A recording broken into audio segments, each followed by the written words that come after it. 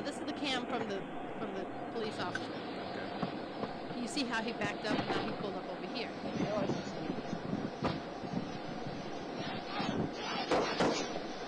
Now he told the young guy, "I need to see your driver's license."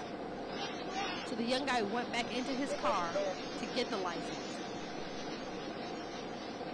Wait, the man had his hands up and he was still shooting. Let's run that back again, please. Yes. Now you see, that's the camera. Right. He backs back up and then he's pulling over here. Nothing in his hand.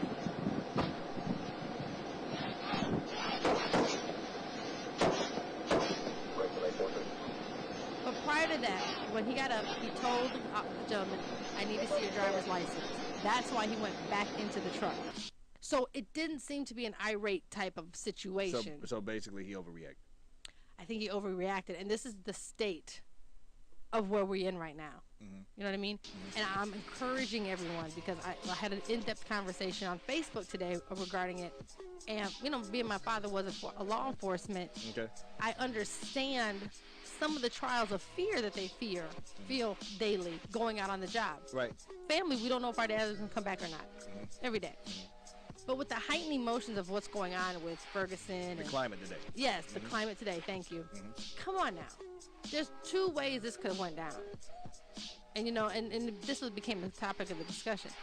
The young kid, because of the climate, he could have said, "My ID is in the truck. Let me go get it." Mm-hmm. Right? That's one way to look at it. Mm-hmm. So the cop wouldn't have been so, he's going in his car for something. But you can clearly tell he was nervous or was a rookie of some sort, because he shot at the boy 6 times close range and only hit him once in his hip. Mm-hmm. You know what I mean? Right. Then say, "Hey, are you okay?" I have a problem with that. Why didn't he tase him? Right, and he used a taser, some kind of other method of subduing. Right. Here's the thing.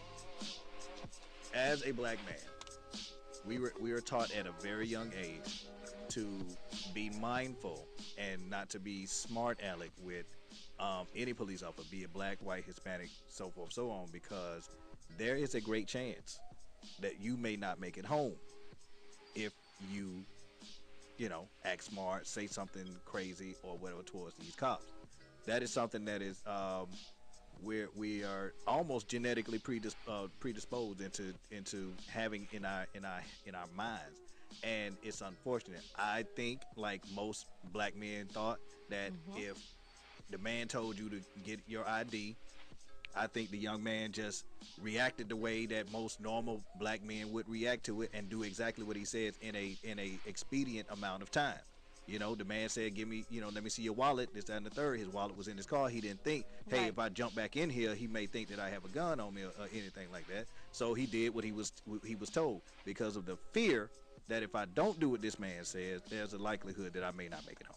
Right. So, we have to consider that as well. So, I'm understanding now that, the more and more that I speak to you and, know that your father was in law enforcement, and, there's another side to it that, you have a unique vision, you know what I mean? Because you've seen the other side of it as well. So you understand that, hey, he's a family man too, and he wants to come home as well. Right. But the black dynamic. Yeah.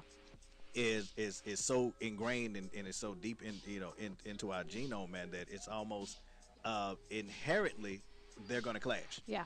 Because there's fear everywhere. So we can agree on the fact that it's fear on both sides. It's fear on both sides. The thing about, I really, really wish that the police precincts would start developing, not seminars, but meetings where your police department, town hall meetings, that not with the governor and but with the police officers and the community. The community and the police officers can sit down and now discuss, hey, this what fears me because of the situation out there. You're blaming me, and I had nothing to do with it.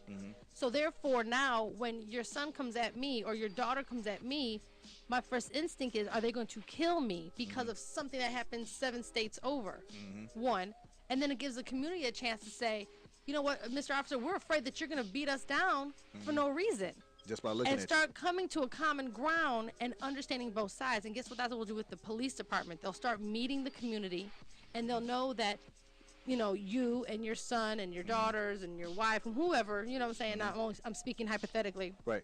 And then they would know mine. So let's say I was the officer and I got the phone call and they said, we have a 187 on blocks, and I know that's where you live because I've met you now. You walked the beat. Yeah. So you see. So I know that your kid or your son or daughter is not a violent child. So now I have a better perspective of what I'm walking into. So now if someone says your son's acting crazy, I can say, okay, something's going on because that's not usually him. Make it more personal. So you're less likely to Yeah, assume. because if I don't know you, the first time we think is negative. I'm gonna come in already hostile, Right. versus coming in saying, you know what, let's look at the situation. Right. Well, I know for a fact after that Rodney King situation out in L.A., we spoke about this as well. Yeah. The law enforcement in the LAPDs in LA County and LA just in general had to do some sensitivity training. Right. And we saw that when we walked the red carpet for I think it was the MTV Awards a couple of years back, and they were overly polite, and it was obvious that they were doing it because the mayor or whomever it was had told them that you're gonna have to, yes sirs, please, excuse me, and so we understood what it was, and and if that helps us move forward, then I'm all for it. Even though I could see that it wasn't really genuine, but you could tell like they were making an effort to do so.